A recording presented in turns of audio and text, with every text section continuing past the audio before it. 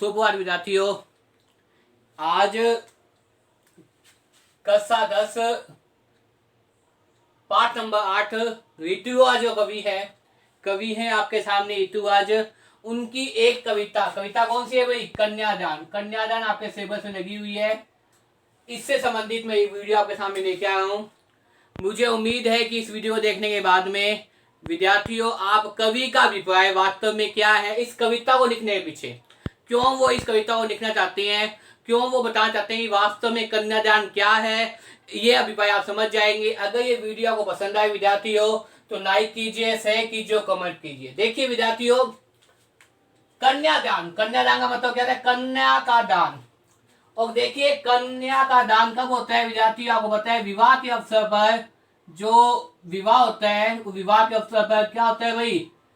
कन्या का दान किया जाता है।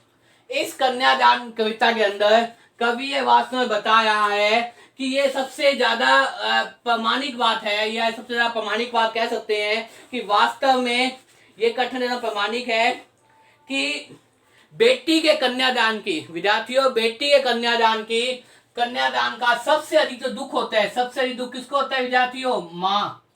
सबसे अधिक किसका दुख होता है? माँ को। जो बेटी की माँ होती है, जिसका कन्यादान हुआ है, बेटी की माँ, उसको सबसे ज्यादा दुख होता है। और माँ ही जो है वो अपनी कन्या को क्या देती है भाई? सीख देती है।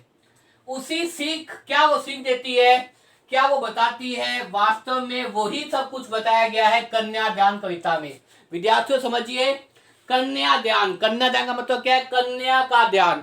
और विद्यार्थियों को पता है इसका दान कब होता है? शादी ब्याह के अवसर में एक माता पिता जो है अपनी पुत्री का विवाह जब संपन्न करते हैं तो वह के हाथ में वधू का हाथ दे देते हैं और कन्यादान कर देते हैं। उस समय ये प्रमाणिक कथन है, ये जो प्रमाणिक कथन है कि सबसे अधिक जो दुख है वो किसको होता है? माँ को होता है। ये प्रमाणिक कथन है कि सबसे अधिक दुख किसको होता है भाई? माँ को होता है।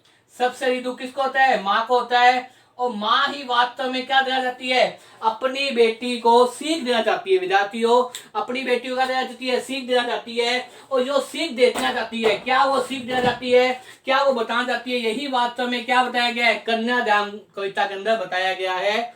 सबसे अधिक दुख माँ को होता है और माँ के माध्यम से कवि कौन है? ऋतुराज। और माँ के माध्यम से कवि कौन है विद्यार्थियों? ऋतुराज। कवि ऋतुराज महिला जाति को समाज के सामने उसके वास्तविक अवस्था को समझाकर सचेत करना चाहते हैं। क्या करना चाहते हैं? महिलाओं की वास्तविक दशा को बता जाते हैं। महिलाओं की वास्तविक दशा को बता जाते हैं। महिलाओं की वास्तविक दशा कैसी है उसको भी बताने का प्रयास कर रहे हैं। कौन प्रयास कर रहे हैं भाई? कवि क्या प्रयास कर रहे हैं कि वास्तव में महिलाओं की वास्तविक दशा क्या है, ये कविता में बताने का प्रयास किया जा रहा है। और माँ का ही दायित्व होता है कि विवाह, एक माँ का ये दायित्व होता है। माँ को क्या होता है? ये प्रमाणिक कथन है कि जो दुख होता है, ये प्रमाणिक कथन है कि माँ को क्या होता है भाई? सबसे अधिक दुख होता है। क्या दुख होता है भाई? दुख ये होता है कि उसकी बेटी क्या है भाई? आज उसे छोड़कर चली जाएगी। आज क्या हो जाएगी भाई? विदा हो जाएगी। उसकी बेटी क्या है भाई? आज उसे छोड़कर, अपने घर बार को छोड़कर किसी और बड़े घर में चली जाएगी, जहां अपरिचित लोग होंगे, वहां का कैसा रहन सहन होगा, कैसा बर्ताव होगा, क्या कुछ होगा, ये सब ये सब जो है वो माँ के मन में चिंता करती रहती है बेटी के लिए।